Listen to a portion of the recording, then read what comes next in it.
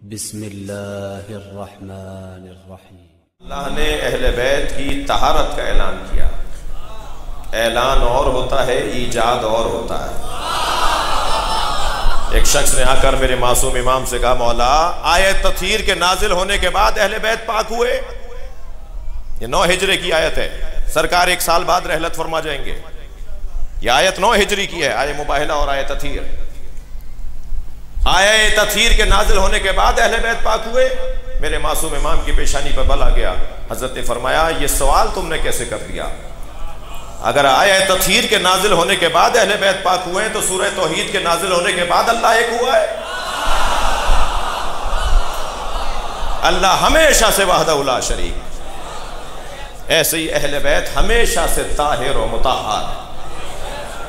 ऐलान तहारत उस वक्त हो रहा है जब जरूरत पड़ी है। कुरान मजीद सूरह मुबारक नूर की आयत करीमा, बैत का घर बात की है मैंने, अहले बैत की बात की है, बैत की बात हो रही है। एक आयत बैत से मुताल्लिक सुन लीजिए। फी बुयूतिन अज़नल्लाहु अन तुरफा व युज़करा फीहा इस्मो, उन घरों को तामीर करो।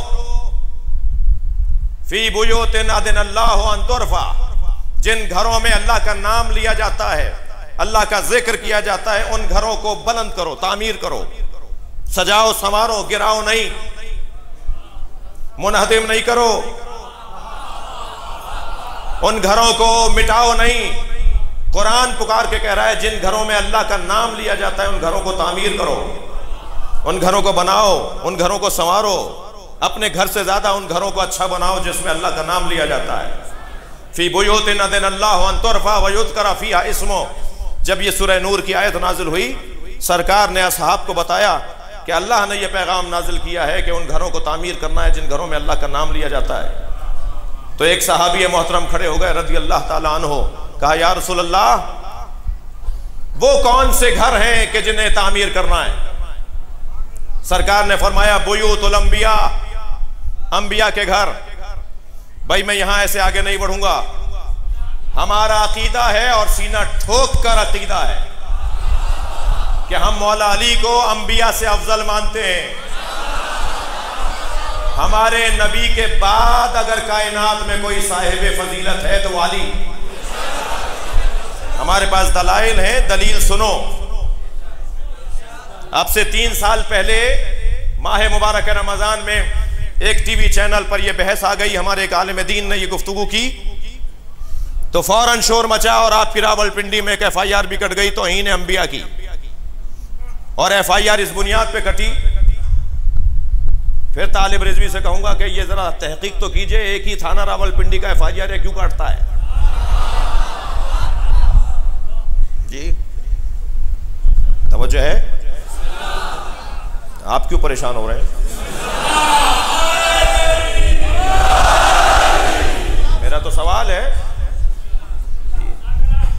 FIR कट गई कि जी जो ये कहेगा कि अली मौला अंबिया से अफजल हैं, वो तौहीन अंबिया कर रहा है और उसमें तौहीन अंबिया की सजा लगेगी और FIR कटेगी। पहले तो मैं आपसे गुजारिश करूं, आपसे कहकर किसी और से कह रहा हूं कि ये FIRों की बैलेंस पॉलिसी अच्छी नहीं है। ये पाकिस्तान के हालात को मजीद बदतर और मजीद मुकद्दर करने की तरफ एक नामुनासिब और गैर मोतदिल अमल है। कंट्रोल करें। हमारा भी हाल आपको पता है। हम अगर बिकते हैं तो सिर्फ आजादारी के लिए बिकते हैं।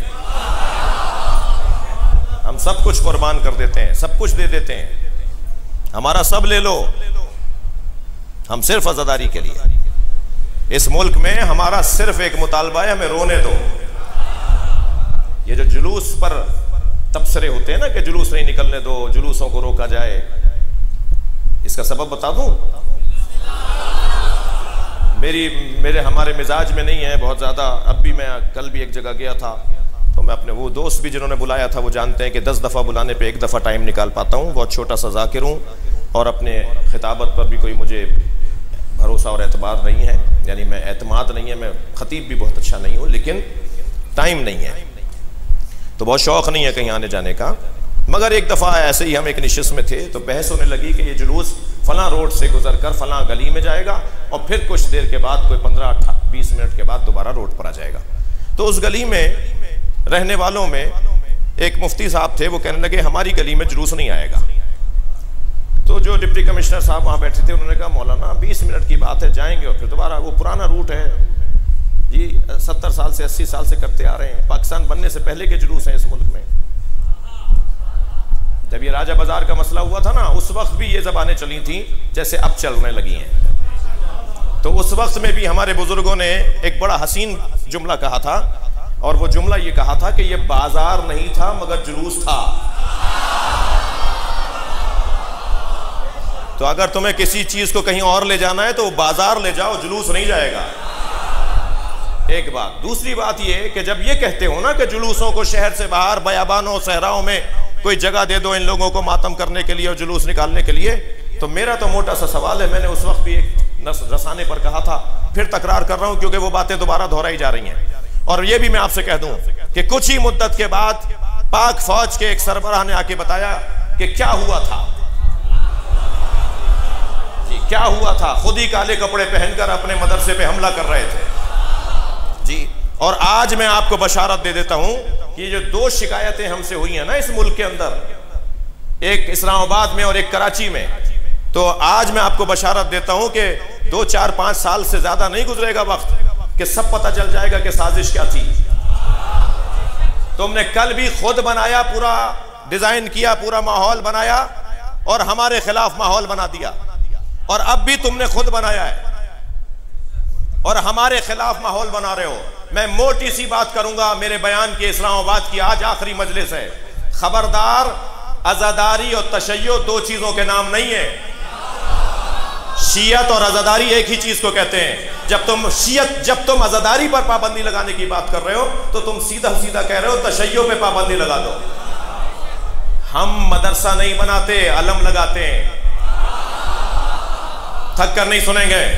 हाँ, मदरसा बनाते हैं, कोई गलत फहमी ना हो, मदरसा बनाते हैं, मगर हम चप्पे चप्पे पे मदरसा नहीं बनाते, हम चप्पे चप्पे पे अलम लगाते हैं। और चप्पे चप्पे पे अलम इसलिए लगाते हैं कि ये अलम नहीं है, हुसैन का मदरसा है।